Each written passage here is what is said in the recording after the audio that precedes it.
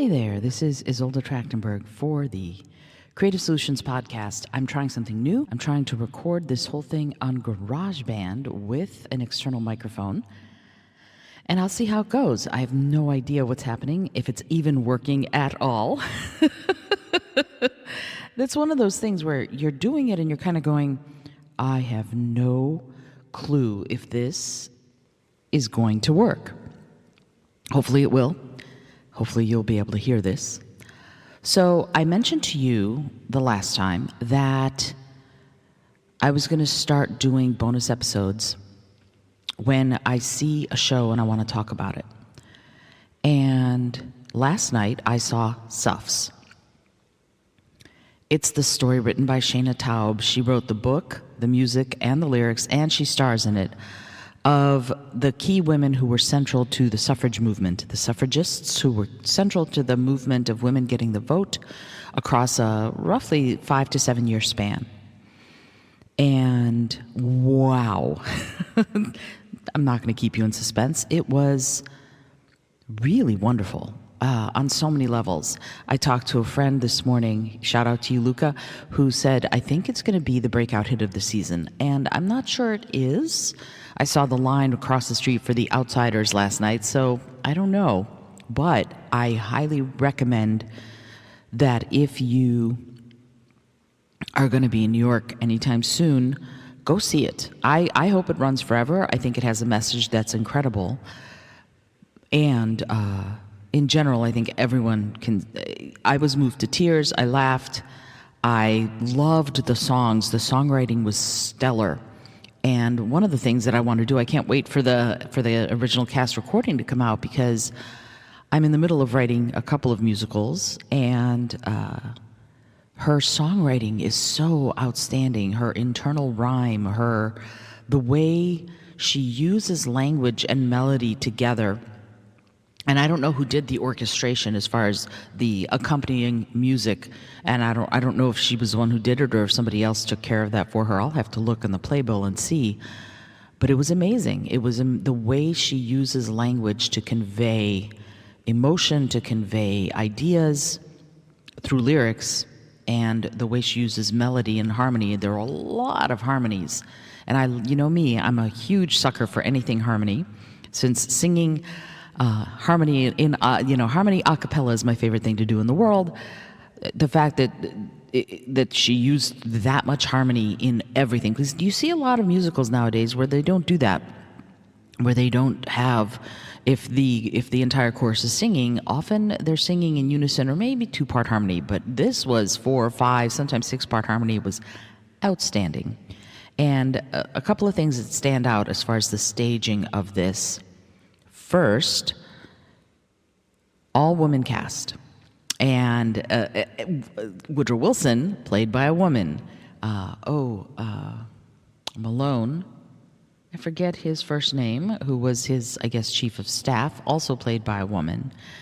There was a diverse cast, and one of the dancers was in a wheelchair, which I thought was outstanding. Also, the show doesn't suffer for that. The show, in fact, is elevated when you have these kinds of casts that are diverse and that highlight that so many different people from so many different abilities and backgrounds can be on the Broadway stage and do their thing and shine. And that was incredible. And let's talk about stage. Let's talk about the set design. It was pretty sparse. Like, I came back afterward. I wanted to get another playbill to make sure that I had an extra. And the security guard immediately was like, "Can I help you?" And I'm like, "I just wanted another playbill, but whatever."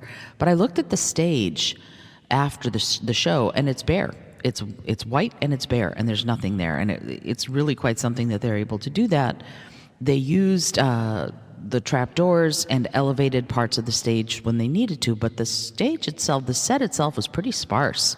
They didn't need a lot. Like, one of the things in my musical, currently called Soul Song, which is Seoul, like Seoul, South Korea song, part of it takes place in a prison. And I was wondering, how are you going to get a prison? And I thought to myself, you put a spotlight on with vertical bars across the spotlight, and that can serve as a way of showing us the prison. That can serve as a way of showing us the prison. And last night they kind of did that. They had sort of vertical spots that were rectangular on the women who were in prison. And they were in prison. The suffragists were in prison as part of the work that they were doing and the things that they were trying to achieve. So amazing that they did that way. I'm like, yay, it works. And that's one of the things that's happening as I see shows right now, things that I've thought of as far as staging. Not that I'm necessarily going to be the one who's doing the set design for any of the work that I create, but I hope to have at least a say.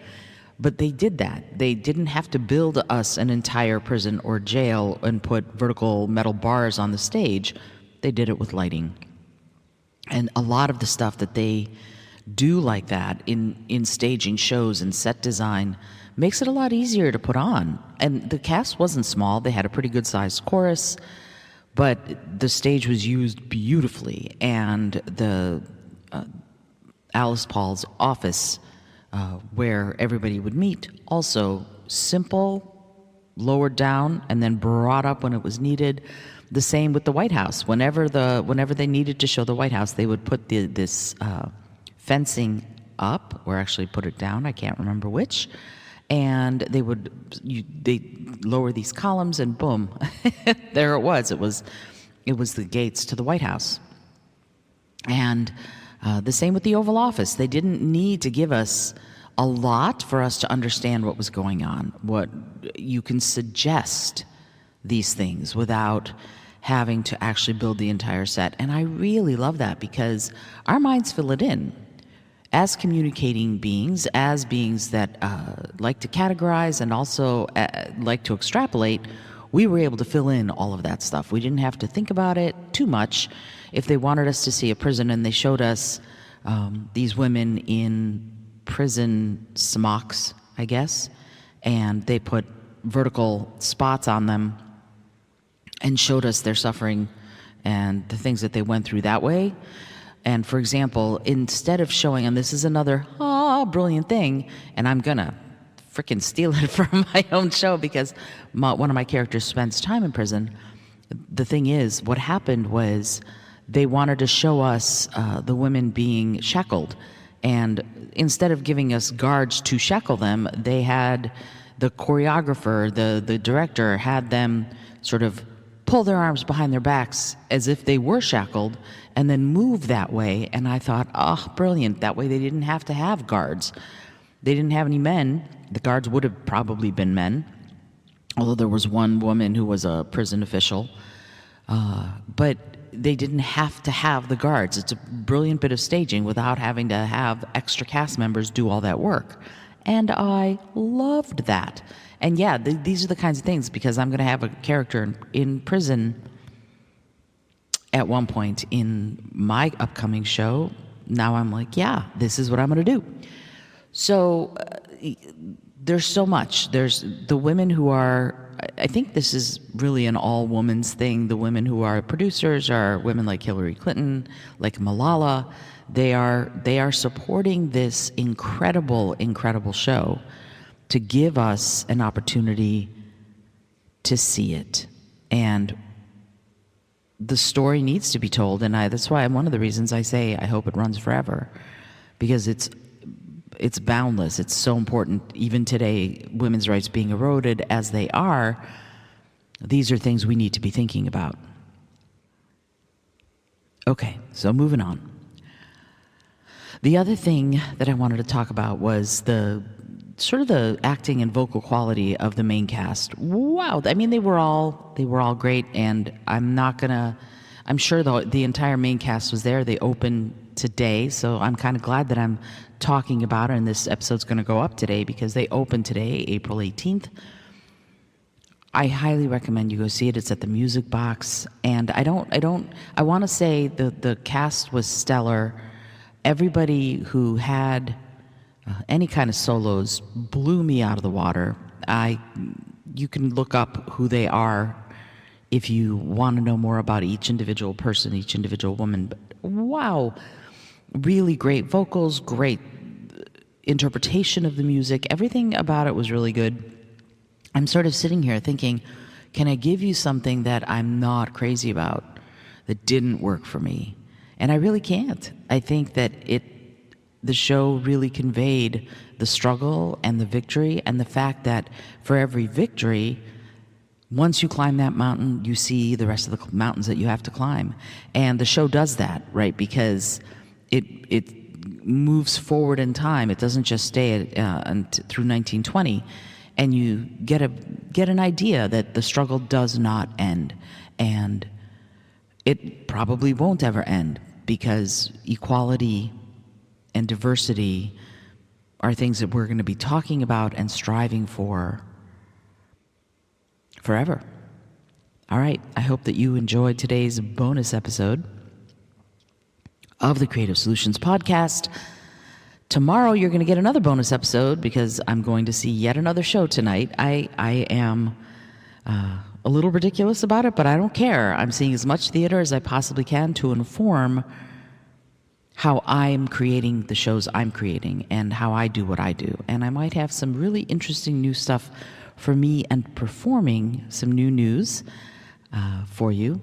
And speaking of performing, I am moving more and more into helping people sing and helping them uncover and discover their voices. So if you've ever wanted to get voice lessons, particularly with me, I'm going to put a link to getting a discovery call with me in the show notes.